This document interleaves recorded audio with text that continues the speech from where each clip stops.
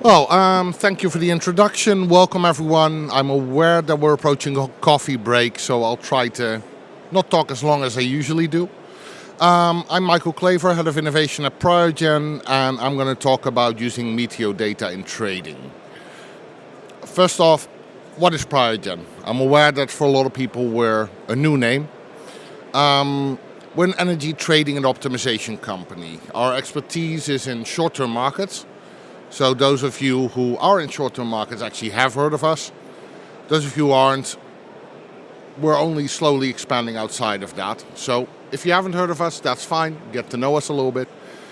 We were founded 10 years ago. We've got our headquarters in Amsterdam. We have side offices in Düsseldorf, in Houston, and in West Palm Beach. That's where most of our meteorologists are. It's kind of a self-testing effect. That is a hurricane area. If they turn out to be not very good, well, the problem solves itself. Our edge is we have a data-driven approach where we infuse our own creativity. And what I mean by that is that I just heard Mirko talk about, the AI trader doesn't exist. That automatically makes me think I should build one because the smart people in the market think it doesn't exist. That means I have that to myself. Kind of our approach to meteo as well. So here's the challenge that a lot of people deal with. A lot of people here manage a renewable portfolio either directly or indirectly. They make forecasting errors, and as a result, they have to pay imbalance, which is quite costly. So for example, you predict your portfolio will do 300 megawatt hours in a certain hour. The actual wind is a lot higher, so now you have a surplus. You have to sell that on the market, and lo and behold, the market just went negative, and you lose a lot of money on your extra wind. The solution, according to most people at that point, is lower your forecasting error. Perfect data all the time. Yes, I am quoting you again. I will stop. That's the idea. If you have less forecasting error, then you have smaller imbalance volumes. You have smaller imbalance volumes. You have lower total cost. Well, that's what everyone does. So we want to do something different. Is this the only way to reduce your cost? The answer is no, otherwise this would be a very short presentation. So I'll give you an alternative view, the way we look at the market. Now, you'll notice that the first few lines are the same, but I added some emphasis. You predict your portfolio to be 300 megs again. Again, actual wind is higher, creates a surplus for you, but generally also for the market. We all use the best data available, so we all use the same data. Because the whole market has a surplus, the price, of course, goes down, because if everyone's selling and nobody's buying, your price goes to zero, your price goes negative, and that hurts you. So the core problem is not that you're wrong. The core problem is that we're all wrong at the same time in the same direction. And that's not just a problem for us, because we have to pay the bill. It's a problem for the grid, which deals with every meteo flux. Great, all the market participants again have the same error. Much bigger problem to solve. Well, that you can solve in a different way. Because you can try to uncorrelate yourself from the market. So that if everyone has too much, let's try to have too little. Or let's at least try to have a little bit less too much. If you have a similar error, but you get more reasonable imbalance costs, your costs go down as well. So our view is you don't need to be better. You just need to be different from what everyone else is doing. Well, as someone who thinks he's pretty good, but who knows he's very different from most people, that appeals to me. So let me give you a practical example. This is the 23rd of April. For some of you who manage power, this day was one that you didn't like. Why? Because the blue line shows the difference between the actual wind and what the market thought the wind would be. So there's a lot more wind in the morning, then around noontime there's a lot less wind, and in the evening again there's a lot more wind. The red line shows what that power is worth. As you notice in the morning, when everyone has surplus wind, whoops, price goes negative, under 150 euros in the minus at the extremes. Well, that's fine, because now we have a shortage. This is great. Well, now the power price is positive. Well, then we have a surplus again. Okay, now the price is negative again. So if you'll excuse the trading term, you get screwed every time. What did this day mean for the market? 1.2 million euros in imbalance costs purely based on the wind errors that we can see. Now, I don't know about you, but to me that's a lot of money. Now, the blue arrows show what the market tries to do. Reduce the costs. Try to have a little bit less surplus in the morning, a little bit less surplus in the evening, a little bit less deficit around noontime. You know, instead of being 2 gigs off, let's try to be 1.9 gigs off, 1.8 gigs off. Our view is that you don't need to do that. Any error in the green areas there is financially better for you than what you started off with. Every single one of them. Even if your overall error increases, but you're in the other direction than the market, you actually make a lot of money on this day. So rather than trying to improve on a system that the whole world is trying to improve, where I think we've gotten pretty close as a society, I figure I'm going to aim for the green portion, because that is a pretty big target. I only need to hit anywhere there, and I'm already doing better than what's out there in the market. So that's all fine. How do we get there? Well, what we did at Priogen, we developed an in-house proprietary weather model. Methodology of that, I'm not allowed to say too much of it, but you take 10 meteorologists, give a few years, add some black magic, presto, you have your own model. We've developed multiple versions. We're still developing it. Version 3 just came out. Version 4 is scheduled for a few months from now. We're still working on improving it. But the main thing is that it's independent from the global models like EC and GFS, which are the basis for a lot of the meteorologists at your companies, but they're also the basis for what a lot of the data providers who sell their wares around here, what they're using. Everyone's using the same data. We want to have a different data set to start with, and that's what we built. Again, the core benefit is not that we're better. We're not claiming that we're better than EC or GFS. We're also not admitting that we're worse. But the main benefit is that we're less correlated. Main benefit is that occasionally we're massively wrong and it doesn't cost us anything, it gains us some money. The benefit is that occasionally we're right while the whole market is wrong. That's generally a very good scenario. And we hit enough of that to allow for a little bit of reduction in performance on all the days where we happen to be in the same direction. And that's not all, there's more. Not a marketing guy, I'm sure you understand that, but there is more. We can streamline our model because it's ours. So we don't need to forecast everything, just our areas of interest.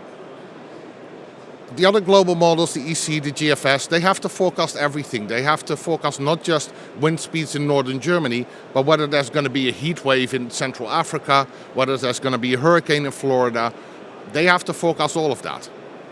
You can't go to them and say, I would like a slightly better forecast in northern German wind, and in exchange screw Africa. That's not what they can do. They have a lot of responsibilities to provide the best they can all over the world.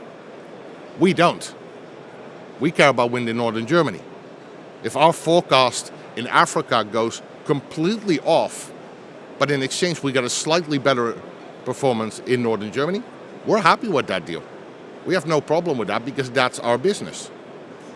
Secondly, we can customize it.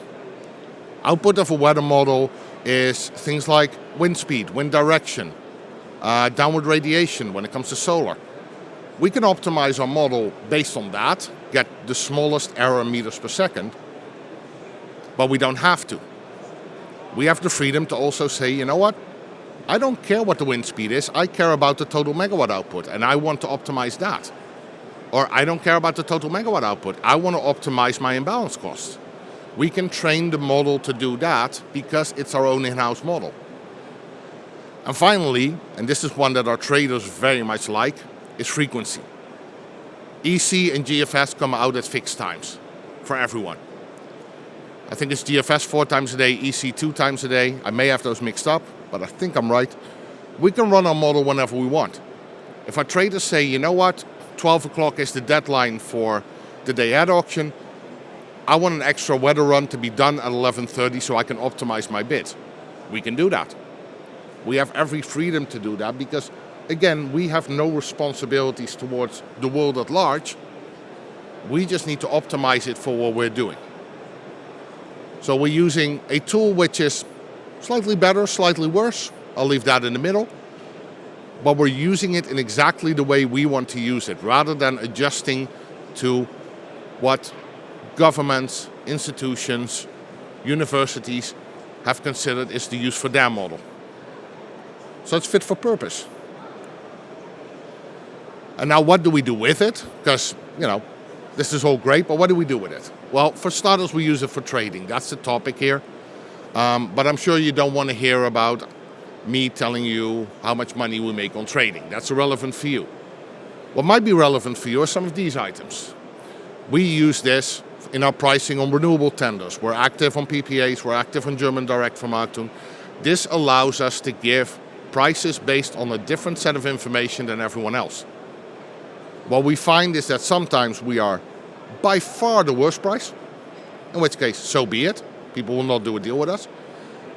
But we win a lot more often because, again, the difference that we have means that we're either going to be worst or best, but definitely worth including. We use it for something called cable pooling.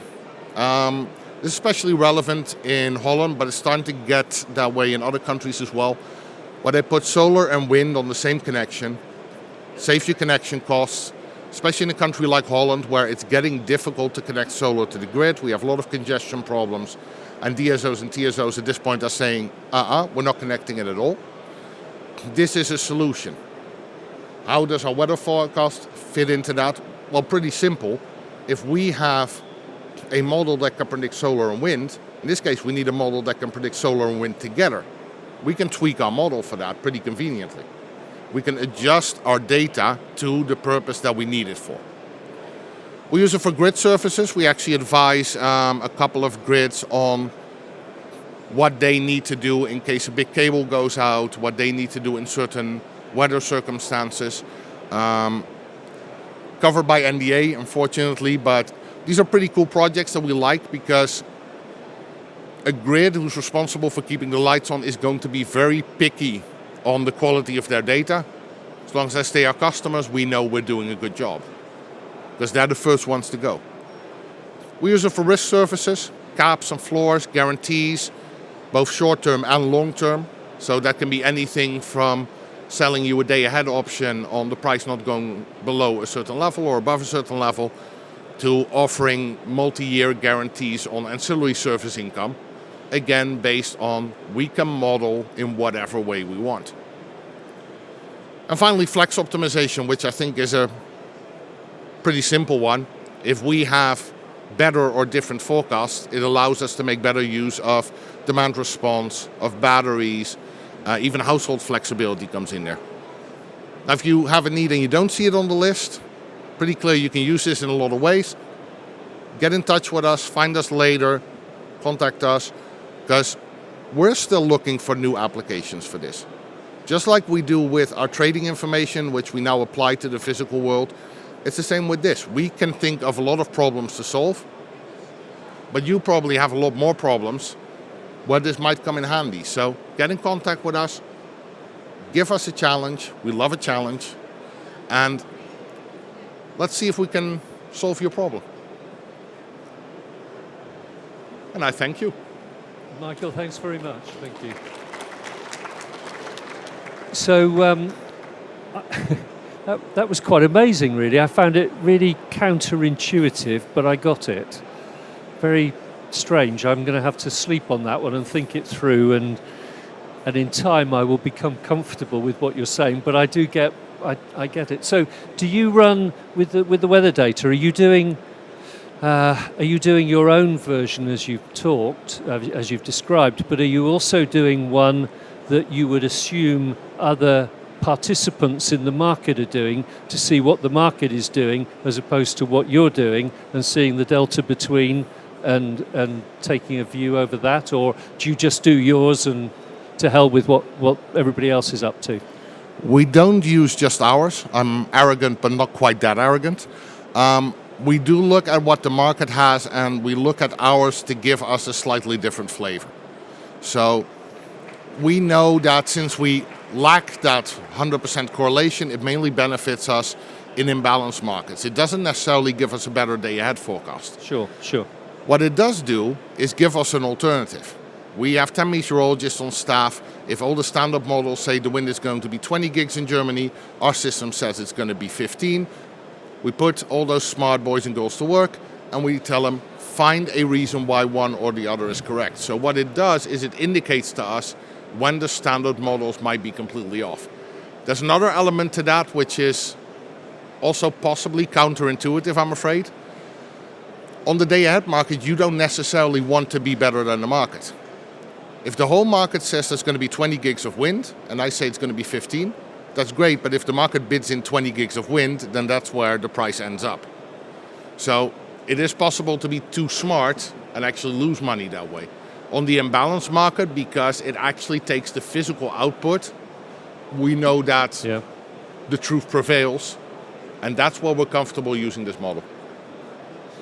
Amazing, and I will spend time thinking this through, and as I say, counterintuitive doesn't run well with me, but I get there in the end, and I think I'm understanding the logic. Great stuff. So, do we have any questions for Michael?